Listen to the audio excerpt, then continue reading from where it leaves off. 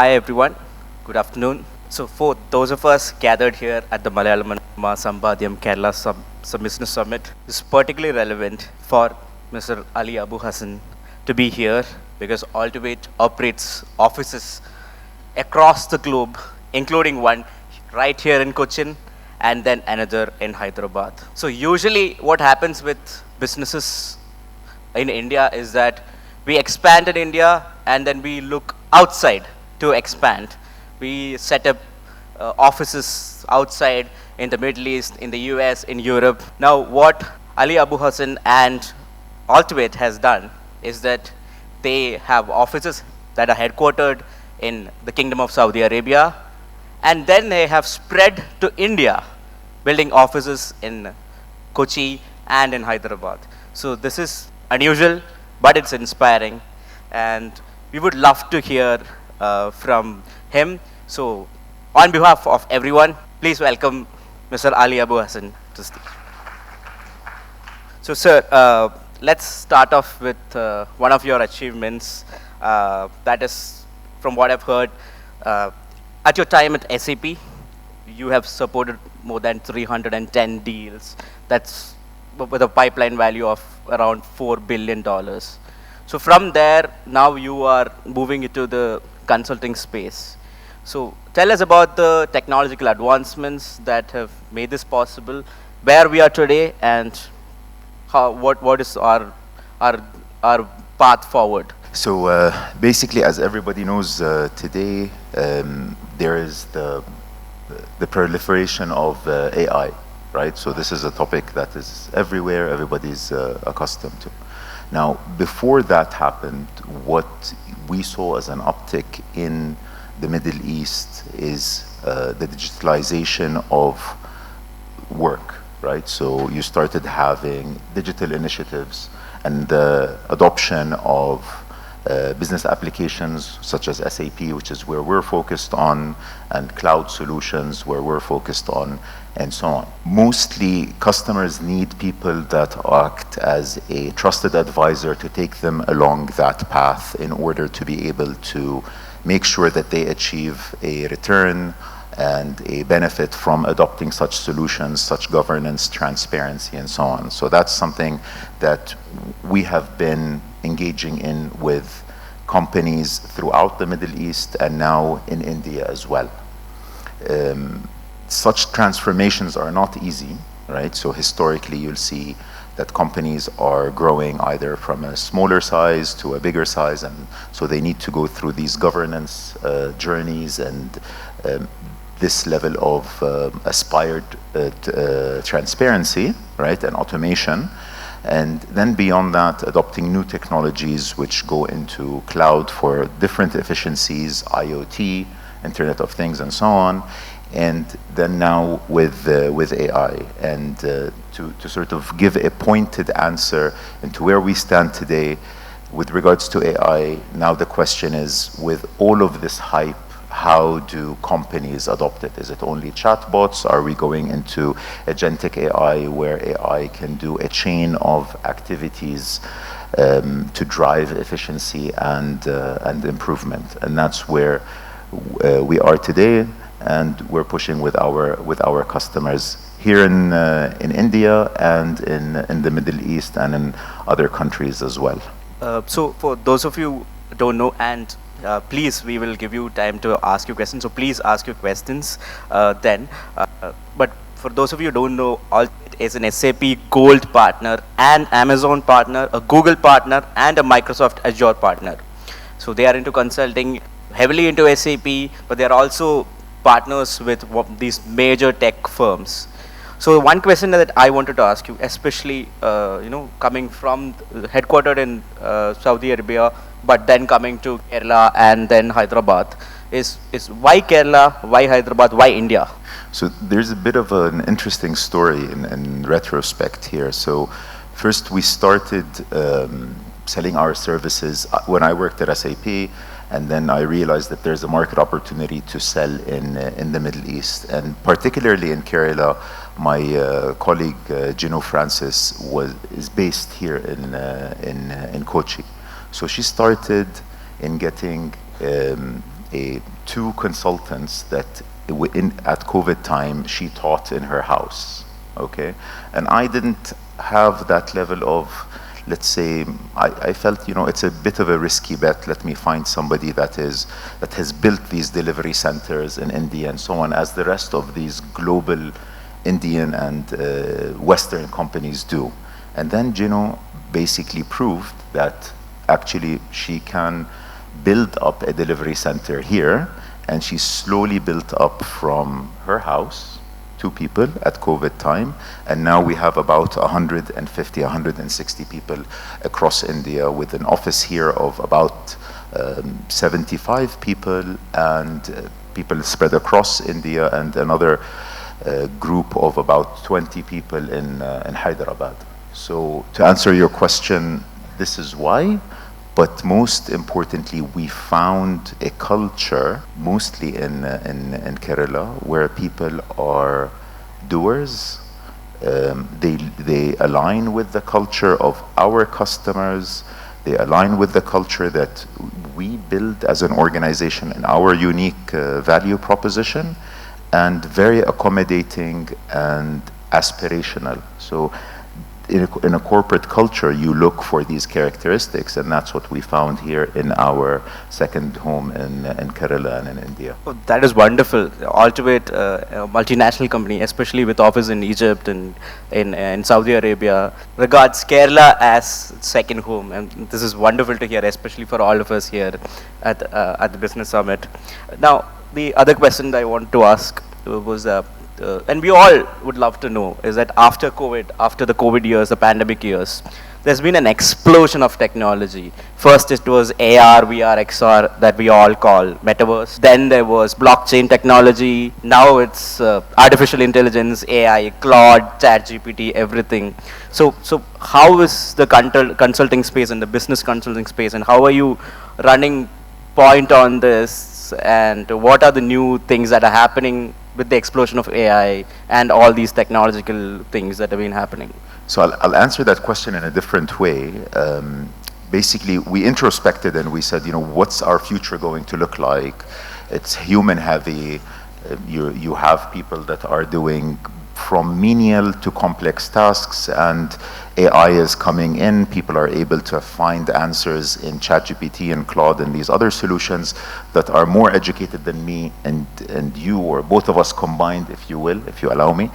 And so now, with this can-do attitude, with our team here, with our teams in Jordan and in Egypt and in Saudi and in Qatar, a diverse team, we are developing what are called agentic AI agents that are able to facilitate the work of our employees in delivering services, but also turning into products that are that provide base consulting services instead, with supervised by our consultants to our customers. So it's more, we're driving to the autonomy of these AI agents, if you will, developed here in Kochi in coordination with clients across the region and in our delivery centers in other countries. Thank you. And no, I have to follow up a very controversial question. Do you think AI is a bubble? I think it's overhyped. It's and this is something that we see in IT, right? They always try to find a reason for you to upgrade, to buy the next product, and so on.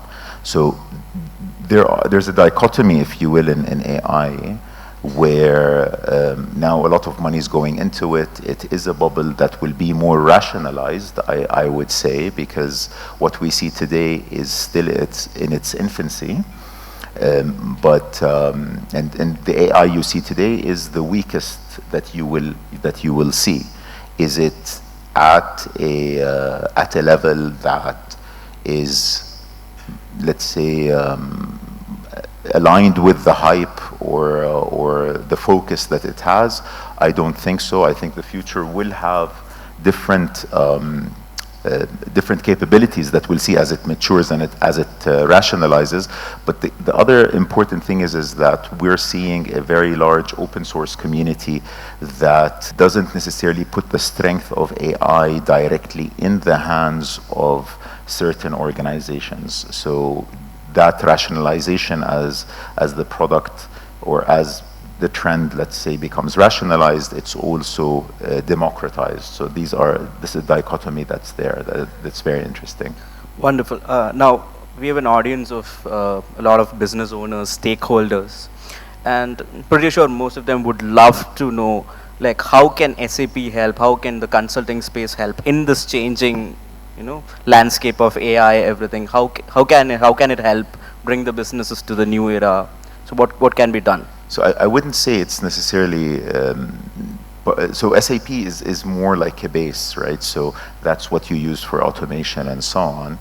But then within AI, what we're starting to see and what we're working on today is AI is doing a lot of the grunt work that lower level human tasks or repetitive tasks do.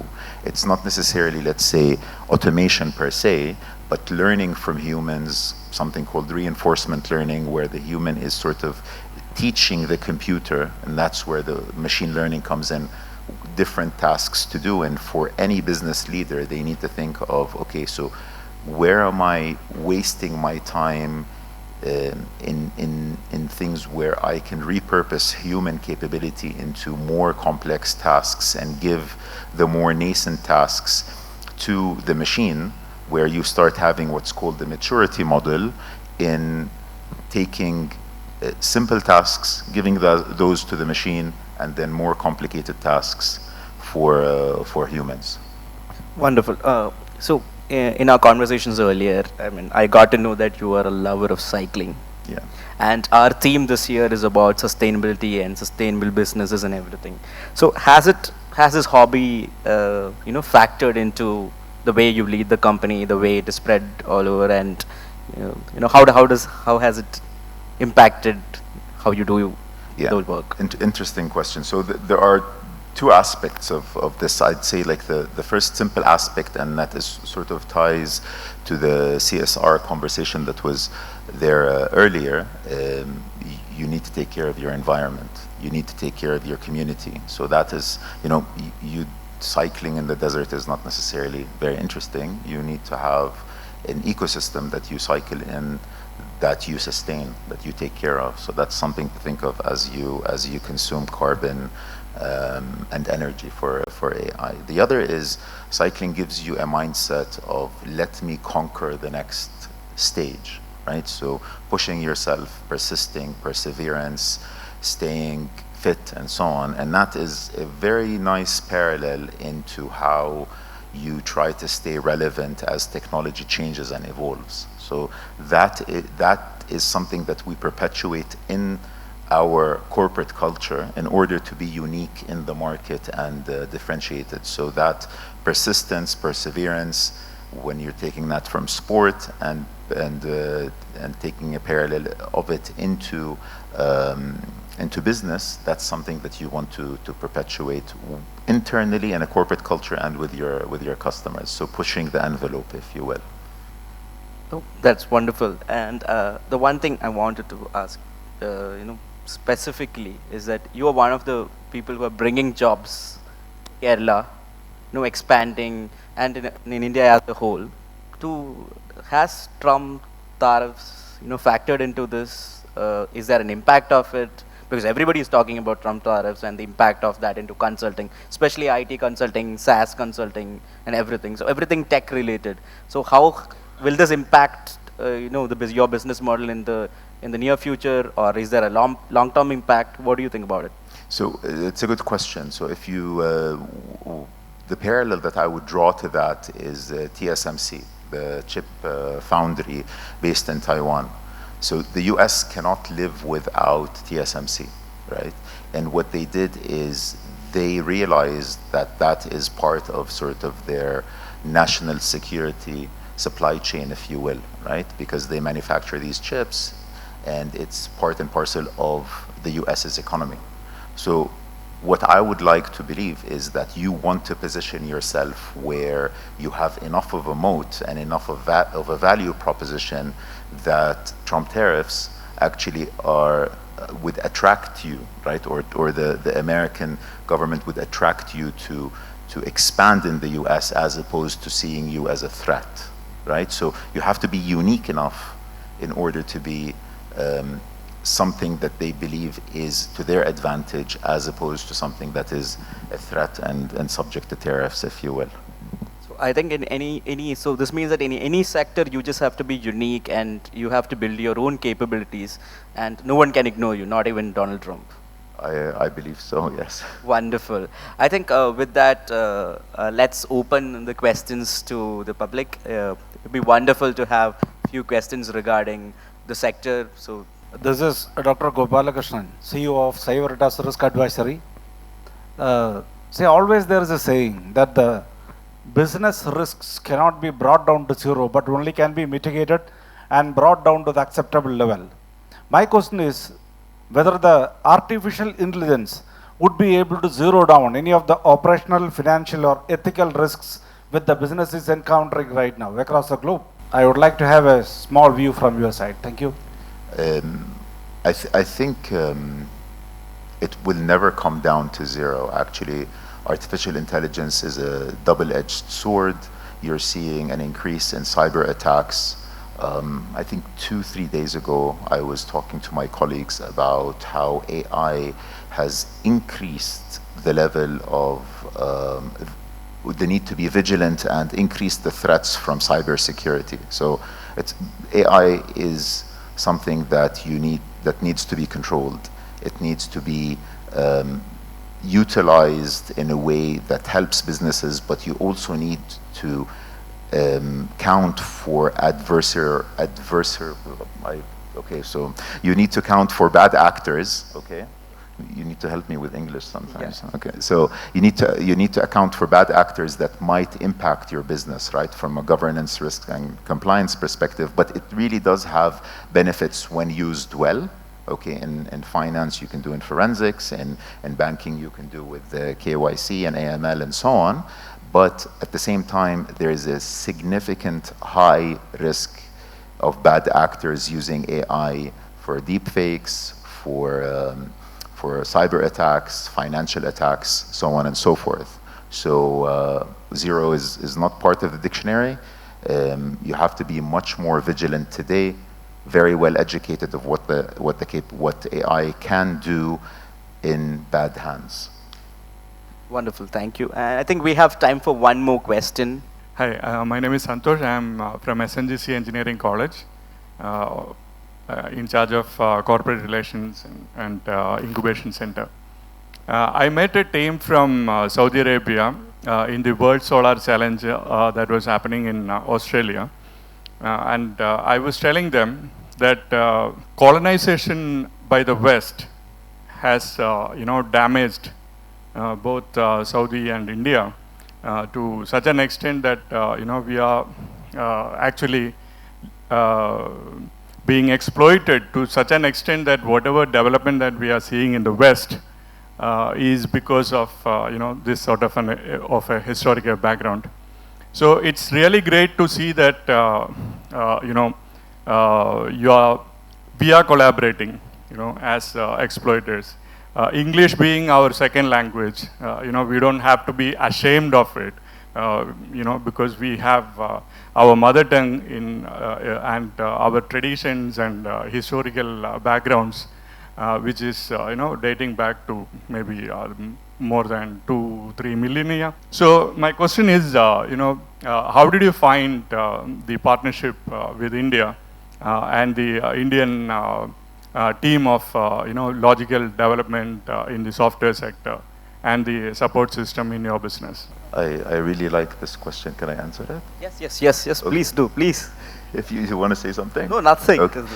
So decolonization is something very important. You have to perpetuate liberation within your organization, right? We are creating something in Saudi in Kerala, in India, that is unique and developed by us, okay? And we want to develop something where the demand, or we're developing something where the demand is local, regional, and global. So we found very good minds here.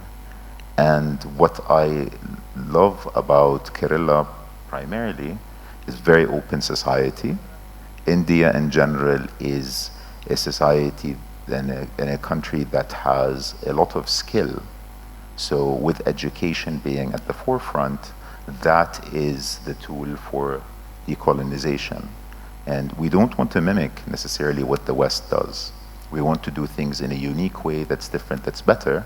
And I found a very good, I would say, alliance or partner in India that allows me to do that. And we are capitalizing on this appetite that exists here, that exists in our part of the world, where we are unique and where we develop jointly and things that are unique together, and not necessarily mimicking what the West dictates, if you will. I'm not knocking any country or any culture, but you always want to be unique and have a decolonized mentality that is not controlled by anybody. That's wonderful. That's high praise for Kerala. That's a great way to end the session. Thank you so much for being part of it. And thank you, wonderful audience. Thank you for having me.